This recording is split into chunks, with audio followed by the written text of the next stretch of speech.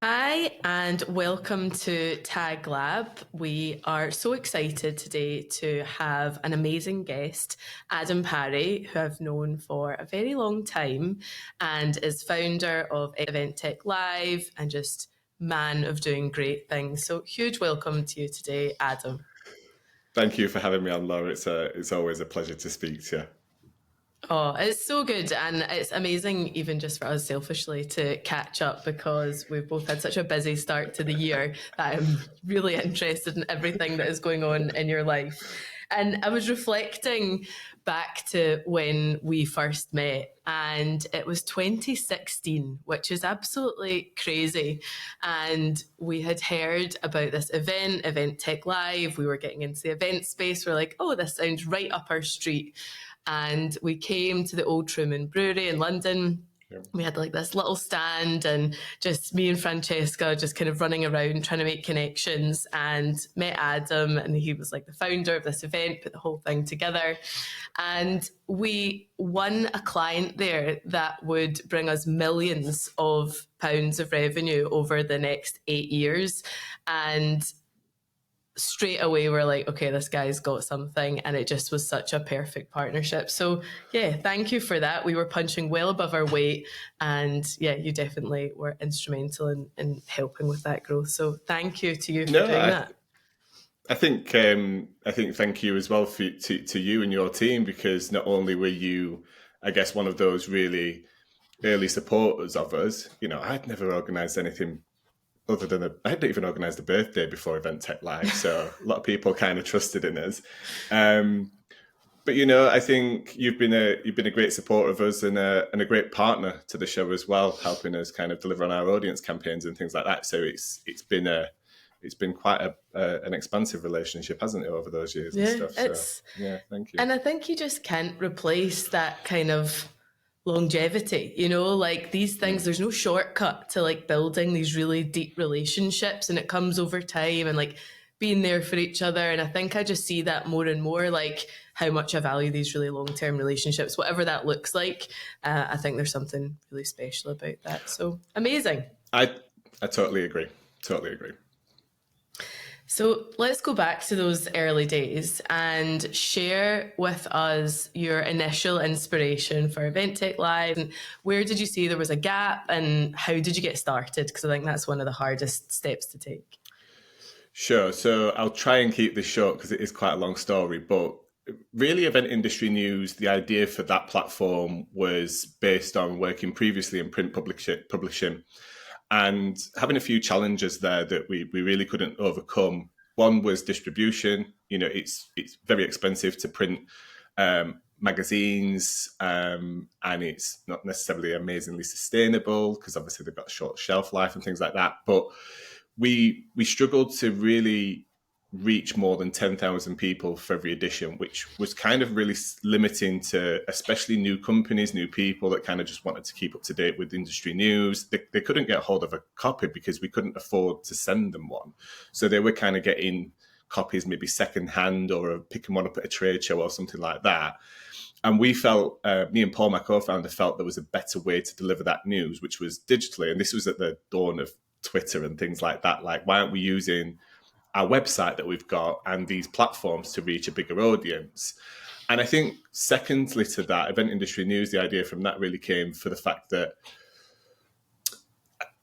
we were really struggling to give anybody who supported us with marketing any insight into what that looked like, what was ROI. I mean, I've just pulled a report from one of the team and I'm able to give them, click-through rates and open rates and company names at least of an indication who's engaging with the advertising. We couldn't do that with the publication. We could just basically say it goes to these 10,000 people. Who knows if they've read it? So that's where Event Industry News came from. And then Event Tech Live really came from my passion of kind of really interested in what technology companies or technology service companies and digital companies were doing in the marketplace.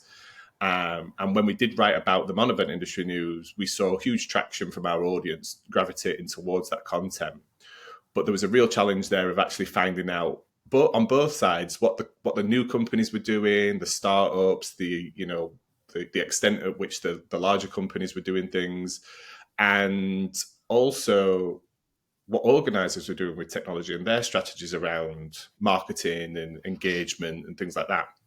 And I remember vividly it was at a show called the Event Production Show, which was held at Olympia at the time, I think under Ocean Media. And I was sat having lunch at Pizza Express with a good friend of mine, James Morgan, and we were talking about this scenario of technology and innovation, and is there a place in the market for it, and who's doing what to support it. And he just basically said, you should run an awards program, because everybody will then enter themselves to say, this is what we're doing, we want to shout about it. And through those submissions, you'll get to see behind the curtain of what people are actually doing. So that essentially, the Event Technology Awards was the first event we launched, but we had the venue for the entire day. And not to waste a venue, we decided to put on a conference. And what resonated with us there is that we had, I can remember very vividly, we had Govind Sharma at the time, who was, head of technology at UBM at those days. We had people from Gareth Dimlow at this time at George P. Johnson. We had a couple of people from Adidas, Verizon, and a few others in the room. And it was the first time I'd personally been to an industry event and so many different organizer or industry types were all in the same room under the same topic. And that really was the first point where we went, oh, okay, this is a bit like Event Industry News. This resonates sector wide.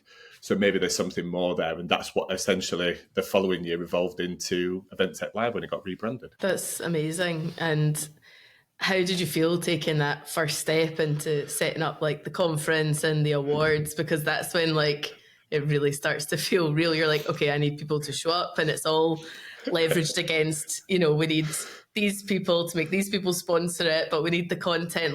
It's a lot of plates to juggle. So I'm interested in how you felt in that first moment. What's the saying, Laura? Ignorance is bliss. I think in some ways, this is what's amazing about the events industry, and you've done it with your own brand of events, and other people do it. I think if you've got a passion for bringing people together, and you've got a really good, healthy network of people, and you really understand or make the effort to understand what the conversations are in the industry that are trying to happen at that time and stuff like that, you can put on a great event with very little planning knowledge. What very much went in our benefit is obviously we ran a publication, and me and Paul had a lot of relationships existing already of other event organisers, so we could lean on those relationships to ask questions and learn from, and a lot of people helped us out in those early days. But I think it goes back to your thing at the beginning. It's all about relationships. It's about picking the phone up and speaking to the supply chain, the organizer side. What are you trying to discuss? What are you trying to have conversations about? What are you trying to learn about? And once you start to build that from an education point of view and a content point of view, the other stuff falls into place, really, because if you've got a really good, what's looking like a really good attendee list or a really good registration list, then companies naturally want to be associated with that and want to then kind of be involved with that as well. But I would say it's constantly evolving. It always changes. What we did 3 editions of Event Tech Live to what we did the last edition to Event Tech Live will probably be different to the next edition in terms of content. We've been talking about things like AI in the events industry for a long time now, but it's ever so more prevalent at the moment. So, content will revolve a lot around that. And then something else will come along. And that'll be the topic that everybody wants to kind of focus in and hone in on. So we constantly have to evolve the education. We constantly have to look at different formats to keep people engaged. One of the things that we had when we first started Event Tech Live was these really short, sharp tech demos from suppliers. They went away for a little bit because the engagement rates dropped off, but now we're actually seeing an appetite for that again from our audience, so we're bringing that back into the mix.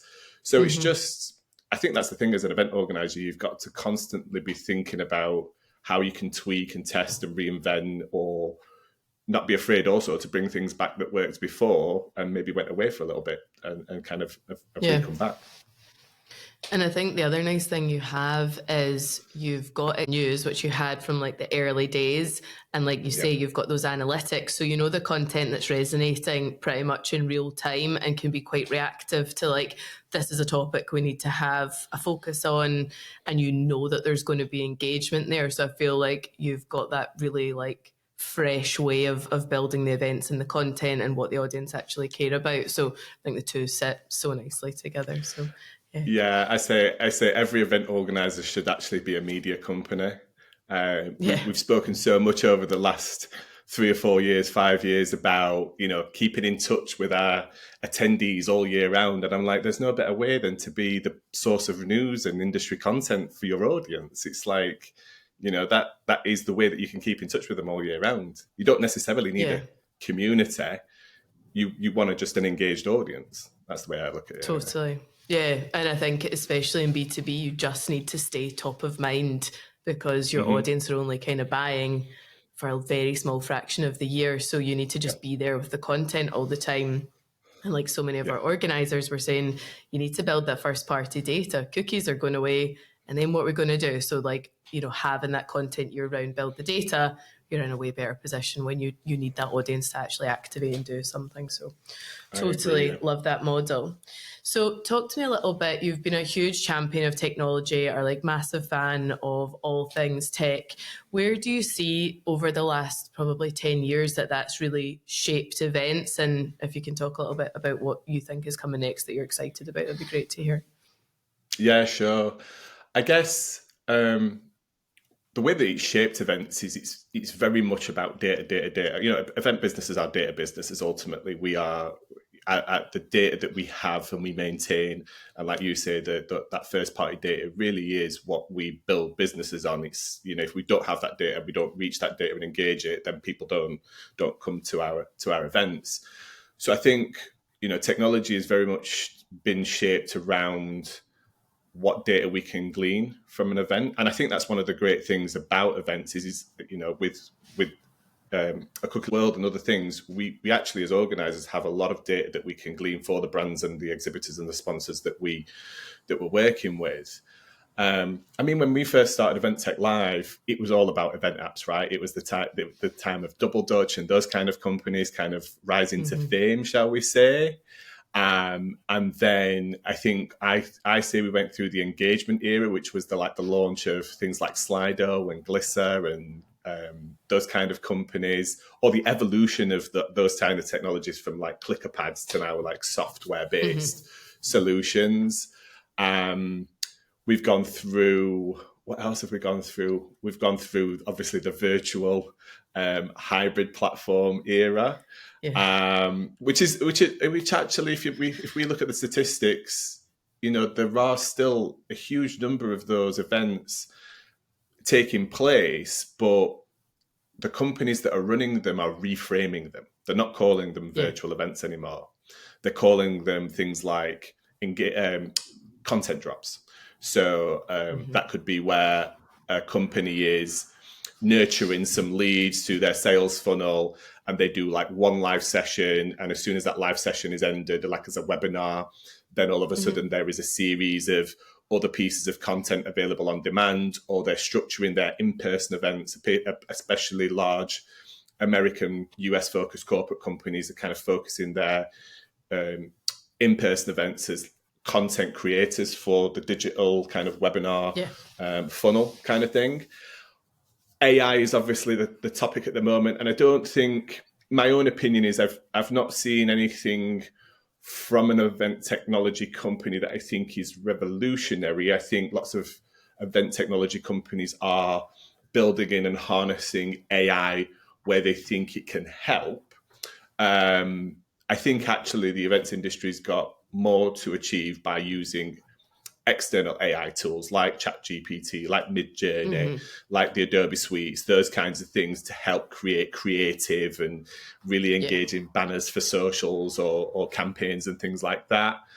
Where do we go in next? I think one of the biggest areas that I think could be really, really streamlined by technology is the operational side of event planning. And I think that comes partly in tools like maybe like Fair, who's a great one. Other technology tools out there like that can really kind of keep things on pace and make companies efficient. But I think that will go in hand with some of the automation tools and AI tools like Zapier and Make and things like that to really kind of streamline that. Coming down the line further than that, I think it's hard really to have a vision. I think quantum computing and the way that that's going to impact things, I think that could be an interesting one in terms of just the power of the technology that we have. But yeah, it's really hard to kind of have that crystal ball into like 5 years in the future, because who knows what's next. Yeah, totally. I don't think we would have all imagined the level that we can operate now and the tasks that we can give to AI to, like you say, it's nothing really specific to one industry. And there are variations of tools coming out for industry, but the big kind of large language models and generative AI, the process that they can bring in terms of efficiencies to the businesses, no matter what sector you're in, I think it's about using them correctly. We did a session on Friday and it's like, Yeah. you know, most of us are using 3% of the capabilities of these tools. So it's more about actually learning the ones that are kind of leading in the market, because that's where the most investment are and they'll be the fastest and the most intuitive. And then finding how does that process actually work for your business and what's sticky within the company. Because I think we've tested a few things. Some stuff sticks, some stuff doesn't. But yeah, we're definitely seeing it like for maybe content repurposing. So say we'll take today's podcast, we'll take the transcript from there, we'll then say, okay, let's make that into a blog post, let's make it into a series of social media posts, let's make it into an FAQs, whatever it is. The speed that we're able to repurpose content, I think, lends itself really well to marketing for event organisers. So yeah, we'll see how it develops. But I think it's socialising these things, making them feel normal, taking the fear out of it for people, and then showing, you know, it can take the bits that you're worst at and do it to probably like 80%, which is amazing. Yeah, it is the fear. It is the fear that inherently stops people. And I also have this conversation with companies all the time when it comes to internally adopting technology. I have to be honest with them. You know, if you've got somebody who's been in a job for 20 years and they're on their kind of the last, 3 to 5 years out of the company, are they going to be overly joyed and engaged about all of a sudden changing the entire way that they work and learning a whole new product stack and things like that? Or do they just want to kind of keep things as they are and kind of enjoy the job kind of thing? Whereas I think that's the thing about technology. You have to identify as a business internally who are going to be the champions for that and who are going to drive that change forward internally so that you get the best use out of the technology, and that's the same even in our business. There are people on the marketing side that obviously it makes much more sense for them to adopt marketing technology, and others on the operational side. You're not going to get them to you're not going to get the opposites to use the others one's technology because it's going to make absolute no sense to them in terms of what they do on a day-to-day business. Yeah, totally. I know. We hate change as human beings. It's not something we're happy. I mean, we go through like grief, isn't it? It's like part of change within business. But yeah, ultimately it's coming, and it's how do you support people through that change. So yeah. So can you talk a little bit about the growth of Event Tech Live? Obviously now you've moved into the US, which is absolutely amazing. So huge congratulations there. Thank you. What were the goals and what were some of the challenges that you've experienced along the way that maybe at the time you weren't that thankful for, but now looking back, you're like, I'm really glad that happened? Okay, so the reason we started to geoclone the event was a number of different reasons. Event Tech Live in London has become this event that's probably 2,500-3,000 attendees any year, slightly larger now with our sustainability event that's co-located with that. But we saw attendance from maybe anywhere between 40 and 50 different countries every single year. And that was great, but those individuals were few and far between the further afield that we got. And my opinion is, technology and companies like TAG actually can operate in multiple different continents. They're not regionalized like maybe some of the other supply chain is. So therefore, like you have and like some of our other customers, are obviously going out to market and trying to find events like Event Tech Live to give them that platform to have that conversation, to engage with that buying audience. And the US market is actually got a huge number of industry events in it for different parts of the sector. But again, what we found, one of the reasons we launched Event Tech Live here in the UK was because none of those events have that focus on that topic. You know, there are great events like Confex and like others, like IMEX and stuff, who do an amazing job at bringing a huge number of industry professionals together, do a great deal of education, but have to service and satisfy many, many different appetites and topics within their events. So therefore, the level of depth and conversation that sometimes happens with some of those topics is very, very light touch and high level. We like to go really deep. The challenge we have is there's no kind of hell's chance that we're going to attract all of those potential interested attendees from the US to fly over to London. And that's not necessarily an amazing, sustainable way to deliver an event as well. So we still do things digitally, and we still do things in a hybrid format to try and reach that larger audience. But we knew that there was a large audience, a large potential audience for us to attract in kind of the US and Canada. And it would be easier for us to take that event there. On top of that, we had a number of companies who were either with us in London and looking to that region to kind of grow, or were headquartered in that region and loved what we did in London, but they weren't necessarily looking at the European market in terms of their expansion. They got enough going off in the US market to kind of go at. So we wanted to take the event there. The challenge with organizing a US event is very much still distance, right? We're having to work extremely hard to try and get that audience into the room. And the challenges there are not necessarily interest. The challenges there are budgetary constraints, red tape around people getting the agreement for them to fly to a destination, to spend time away from the office, to come to an event. I was looking the other day, and just in terms of the sheer scale of the US market alone, Texas is the size of Europe. That's how at what scale the US market is. So although it might seem, you could just hop on a flight, the equivalent of us flying it would be equivalent from London to somewhere in Europe to, say, New York to Vegas is the equivalent of us like going up to like the Middle East. Do you know what I mean? Yeah. In terms of distance. So I think the challenge we have in Vegas is getting that event established, but we had those challenges in London. The event grew just organically in its first couple of years in London. It's only after a decade we're up at those higher numbers, those more established numbers. And actually, London's still got a long way to go, because a lot of what we want to do there is attract a more European audience, because that's a little bit closer. That to me is essentially that now my mind's changed, and it's like us attracting somebody from New York to Vegas is like somebody attracting somebody from Germany to London. Yeah. So it's those are the major challenges: is the audience acquisition, the marketing, the content is actually easier, funnily enough. We get a lot more brands and companies like Google and Amazon and Bloomberg and things like that wanting to engage with content, Forbes, things like that. They really are very much behind being a part of that conversation and that education and things like that. That's actually more challenging in the UK, believe it or not.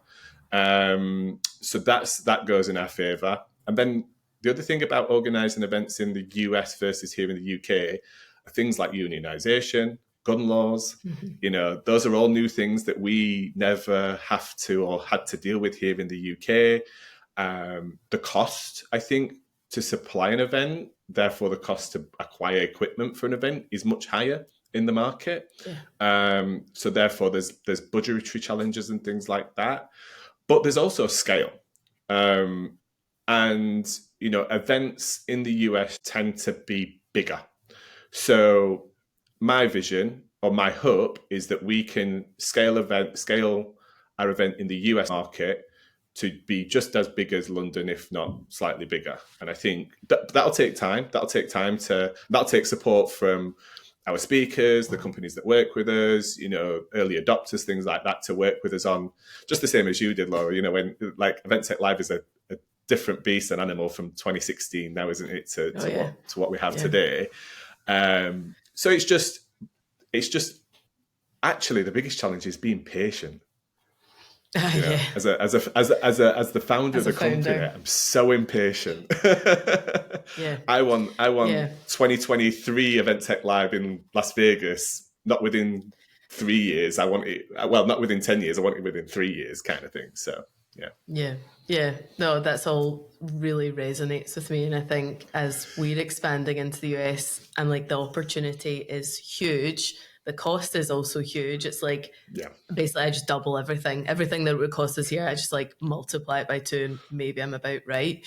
But I think the challenge that we find, and this is probably why you're feeling impatient as well, is like just getting a awareness in a market of that size. Like people's mental availability is tiny, and we're like this UK company, like we do this thing, yay, come and join us. But we're just so small, so we are rapidly trying to get that market awareness, and we do well with our existing customers, but yeah, the opportunity is just absolutely massive. But I feel like you need to invest really heavily in PR, for instance, or like just your overall marketing. You've really got to grind at that, and that might be a 1, 2, 3 year play to finally get people to be like, oh yeah, I've heard of those guys. So yeah, it's an absolute grind, but it's so exciting because I think it is just, yeah, enormous. And probably we are applying, like, I don't know, we can see events that are 10 times the size in Vegas that we do yeah, the exact same event in Europe.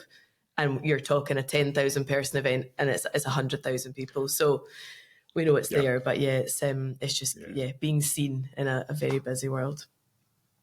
yeah, So, absolutely. switching gears a little bit, and I want to talk a bit more about your personal growth. And you've written about overcoming fears of speaking in public and the kind of anxiety that surrounds that to someone that, you know, appears so confident and speaks all the time. And I know it is I think the number one fear. We had a session recently. It rates higher than death in lots of countries. So, yeah, I'd love for you just to talk a little bit about that and what your journey has been like and how you overcame that challenge. Yeah, absolutely. So as I guess as a youngster growing up in school and things, I was very much on the end of shy and reserved and that kind of stuff, and you know, never really felt of putting myself out there, and then kind of when I left school and in my young adulthood, that did turn into real anxiety. Funnily enough, in social situations, even with people that I knew. Um, and I couldn't really explain it, and I can't explain it to this day because it's just irrational.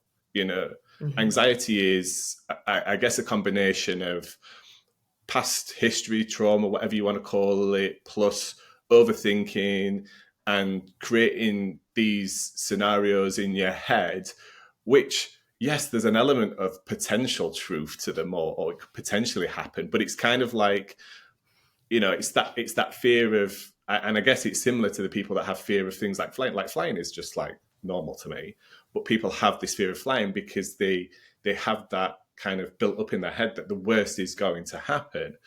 And my anxiety got so bad, it kind of came out in a physical way as well. I just, you know, felt it made me feel like I was going to be physically sick, and I had to take myself out of that situation.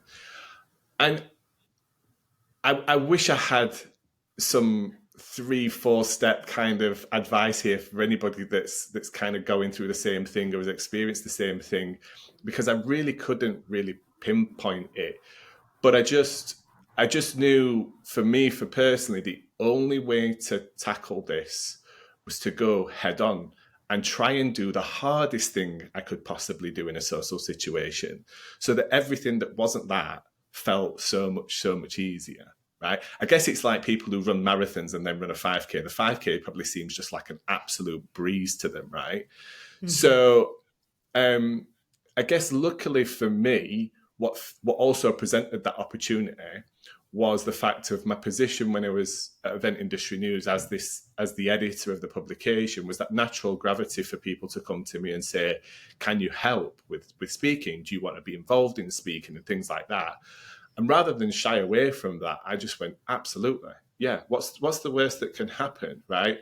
Now, my strategy around that, and before I say this, I would say speaking at events is the biggest undervalued skill I think anybody has or that can develop in their career.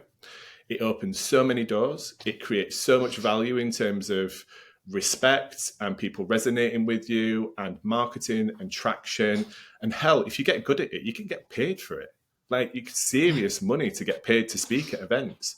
So not only is it good for things like personal development and career growth and job opportunities and opening doors for yourself as a business or as a founder, anything like that, if you craft your skill well enough, it can be a revenue stream, it can be an income stream for you and take you to amazing places. It has done for me, taken me all around the world. For the point now where I'm at the point where I have to turn more down than I can say yes to. But coming back to that, my strategy with overcoming my own anxiety in those social situations was to start off very small. So I never ever, and I still don't to this day, to be honest with you, never really accepted solo presentations. I think anybody that does and crafts those solo presentations well, hats off to them.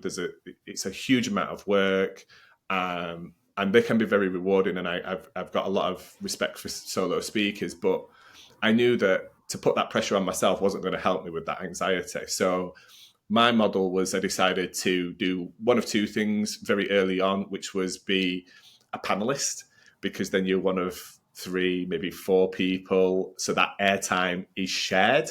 And if you get asked a question, you don't know the answer to it, you can be very honest and say, actually, I don't know the answer to that question. Maybe that's a question for somebody else on the panel. So you can deflect it quite easily. Or be the host, be the moderator, be the person that's chairing the session, which in itself, I guess, is very daunting because to start with, all eyes are on you. But all you have to do is ask questions. And I've not met a person yet that can't ask a question. So if you prep in the lead up to a session with a panel and you speak to them and you outline questions in the lead up, not only are the panel going to be more comfortable, but it's very clear what your role is in terms of the direction of that discussion. And that's a great way to get involved. Now, if you do want to do solo sessions and solo presentations, I would also start off with the shortest amount of time that you can as well. Because often presentations just fill the time that's given. Like, that's the first question I have speakers have asked for me: how long is the session? Well, how long do you need to speak for? Like, how long do you need to speak to get your point over effectively to the audience? Because is it 10 minutes? Is it 30 minutes? Is it 45 minutes? It shouldn't be to the session length. Well, a couple of the solo sessions that I have done over my time, the most effective and the most rewarding ones, one was 7 minutes, and a couple of others were like 15 minutes long. And that really helps focus you in terms of what you're saying and be very clear on that. Plus, it's not a lot of time to have a conversation or speak to people with. So that's a really nice strategy. So yeah, the long and short of it, the way that I overcame my anxiety in public situations was to be the person stood on stage with a spotlight on him, essentially. Which probably sounds crazy to people listening to this. No, I think it's testament to who you are as a person, and that is how you really do build any sort of confidence, is doing the stuff that is really difficult. Like, it's the only way you can build any sort of resilience, is do difficult stuff, even though every fiber in your body saying, I don't want to do that, I don't want to get up there, but you just say yes. And I love how you've got those very practical ways of, I'll do it, but let's just take maybe the pressure off me because I can host, or I'll do it in 7 minutes. I could rehearse that and I could feel really confident. I think those are brilliant ways for people to get started, rather than, I'll do a keynote for 45 minutes and just die for 6 months until I have to do that. So I think that's actually something people can really do. And, that is how you get better. The only way you get better is keep practicing, and inevitably some of it will not go well and you'll fumble something or say like completely made up words on stage and everyone's thinking, is that actually a word? Or a question, you don't know the answer. But something that I've done recently is like, we'll have, a million issues that kick off in a week, and you can start to spiral and think, okay, what's worst case scenario? And something that I've been doing is going back and saying, well, what do I actually predict is going to happen here? Like, do we think, you know, we're going to lose this client or someone's going to walk out the company or this or that, whatever the thing is, because your mind kind of goes, you know, it's like monkey brain narrative that you've made up this story based on very little evidence, but purely on emotion. And then I'm like, okay, what do I predict that's going to happen? And if you say, well, yeah, we predict we're going to lose that client. Okay, cool. What are we going to do now? Well, we're going to do this, this, and this. So almost like you build the plan B. And then so if the worst thing happens, you're like, well, fine. And usually the worst thing doesn't happen. And I think sometimes when you do that, what do I predict will happen? Then you're like, well, actually, I predict it'll probably all be fine, which is often what happens as well. So, yeah, I love that. Say yes to more and find your, you know, way of doing that in incremental steps. I think is really smart. Yeah, I think to that point, for whatever you're thinking, there is a polar opposite, right? So if you are thinking about what's the worst thing that can happen, there's the polar opposite to that of like, well, what's the best thing that can happen in this situation? Like, what is the positive output? What is the best, like, what would I love to happen? And then there's probably somewhere in between, right? There's somewhere in the middle of like, it's not amazing, but it's not the worst. And I think if you take the approach of, for every negative thought, you try and force yourself to have a positive thought on it and kind of again, it's like a muscle, isn't it? You train yourself to think positively in stressful and negative situations.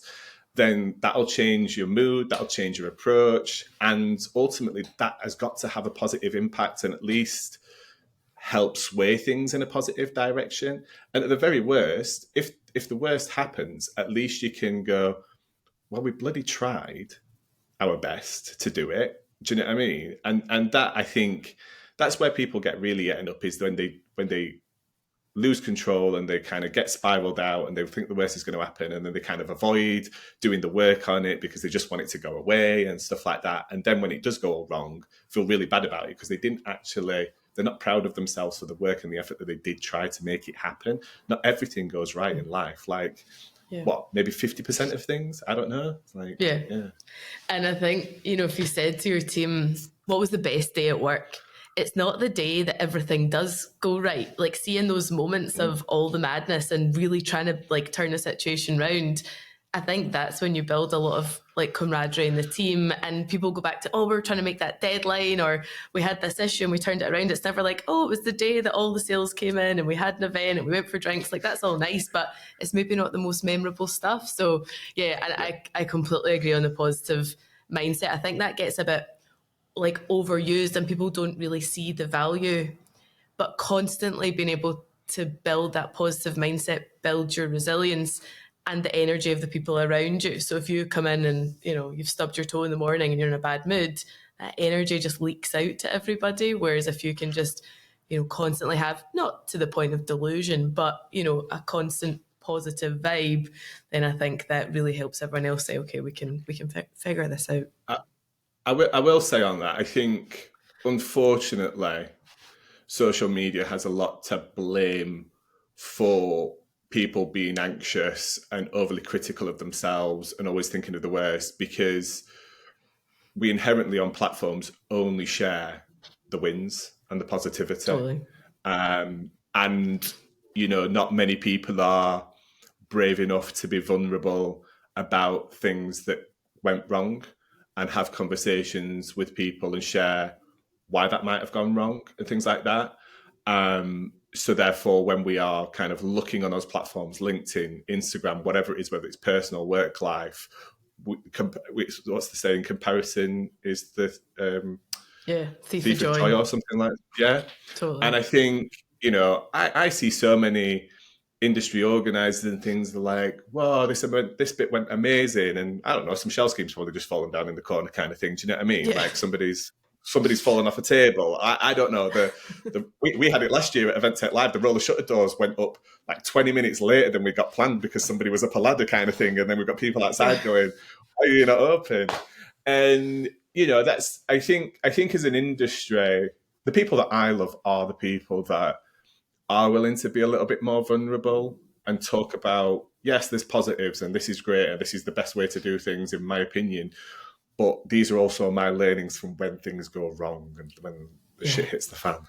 Oh yeah. And that's the stuff we're most interested in. You know what I mean? Mm, Like all the shiny stuff and when things go well and you get awards and all that is great. But the most interesting are we had this challenge and this is how we overcame it. And, you know, I think being honest and vulnerable to share, yeah, stuff goes wrong, but we figured it out. Is the stuff that we're all the most interested in. And I've definitely mm. noticed it myself on LinkedIn, like sharing different things and just kind of watching what the reactions are. And when you share something that's more honest around a challenge, people, that's way more engaging. Like that's what I'd rather read because you know it's all going on behind the scenes.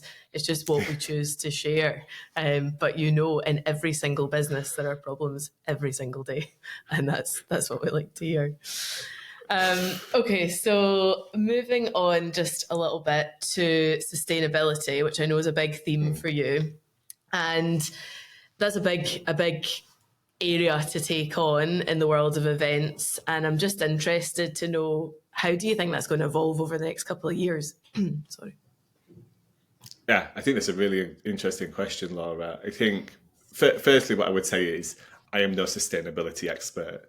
Um, far from it. I know lots of people that are, and again, that comes back to taking the time to build those relationships and get to know those people that really do know this craft and where to make those improvements and how to approach sustainability, both from an ecological perspective, but also from a sustainable business perspective.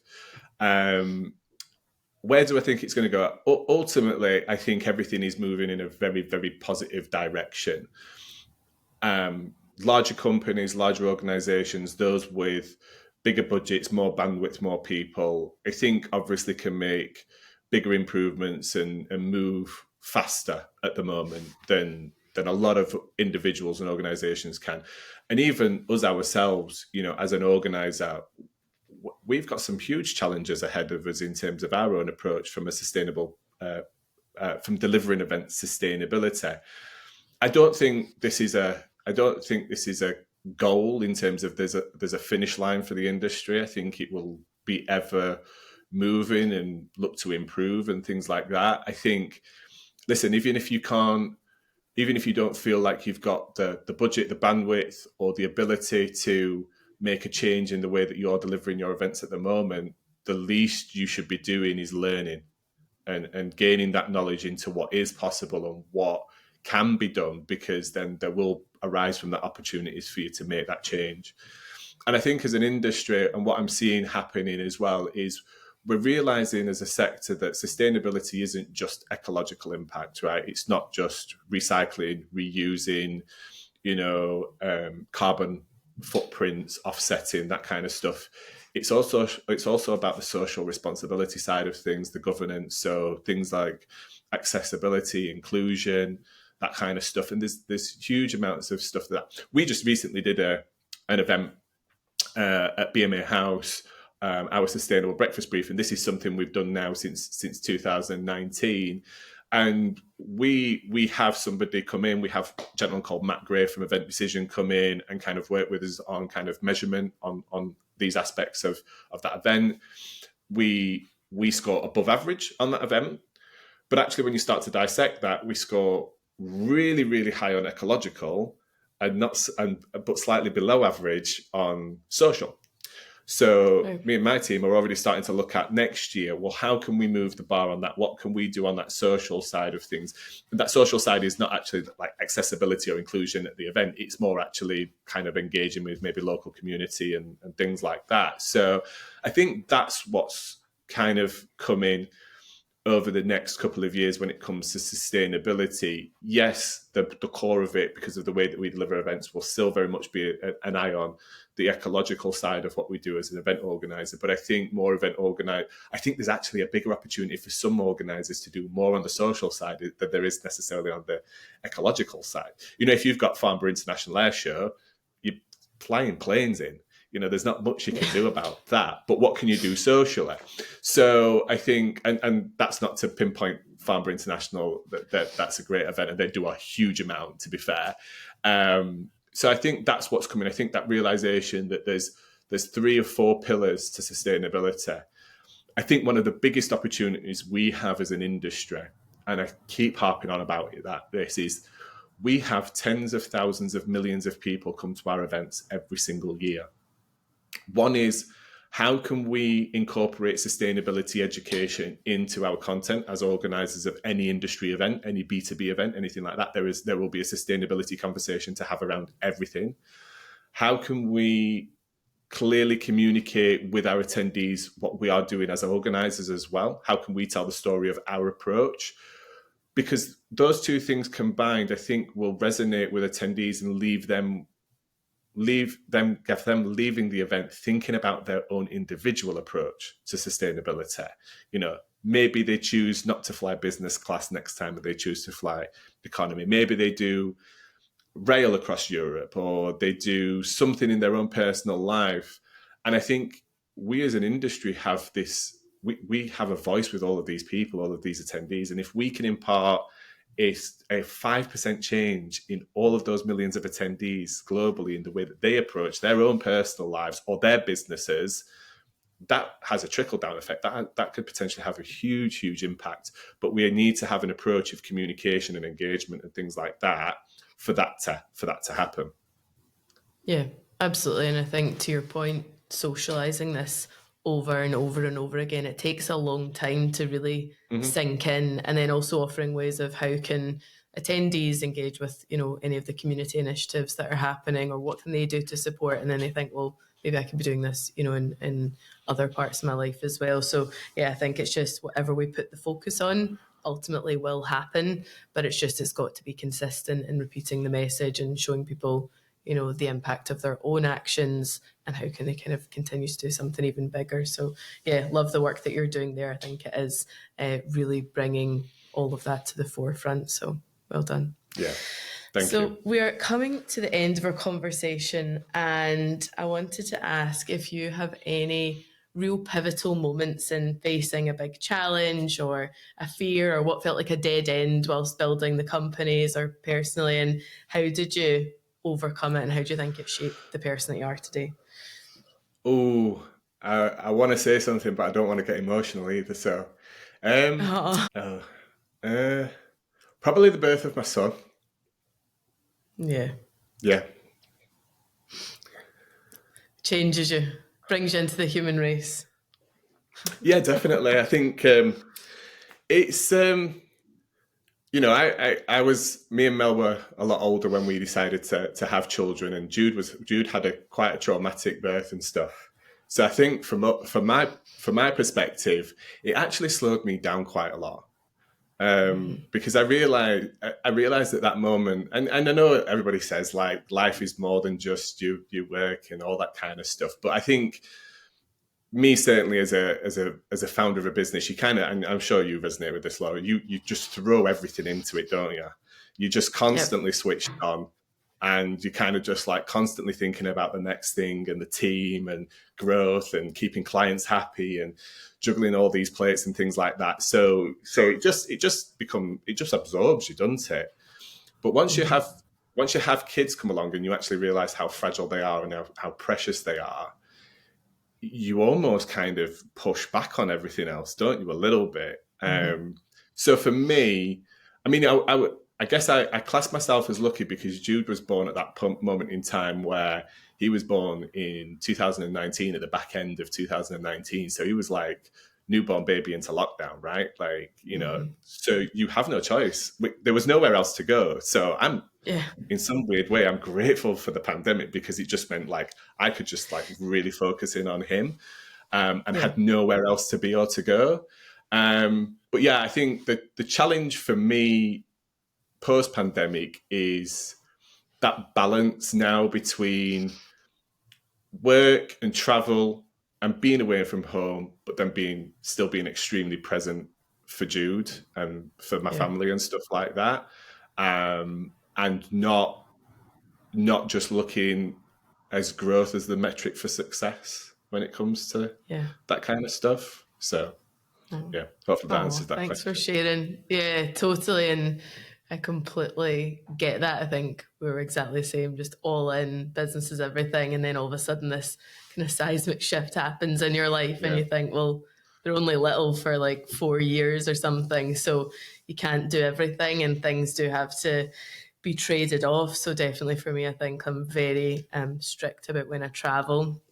Whereas before I was away all the Yes. time, and actually I'm like, that's just too valuable, that time. So yeah, it's got to be very important to get on the Something plane. something resonated with me, and I saw it on social media. I can't remember who said it or where it was, but it was a question to somebody like, what does success look like when you're older? And they said it's your kids wanting to spend time with you when you are older. So Yeah, that is yeah, very powerful and a great reminder, in the day to day. Think you don't need to work every single hour. That time with them is really precious. And yeah. like we're saying, those relationships last a lifetime. You want to have your kids around the dinner table when you're 60. So Won't be long totally. before he's got a high vis vest on though and helping me out Oh on yeah, site. oh yeah, definitely. Get the kids helping family business.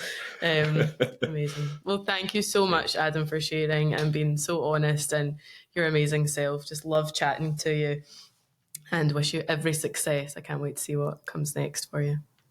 Same to you, Laura. Thank you.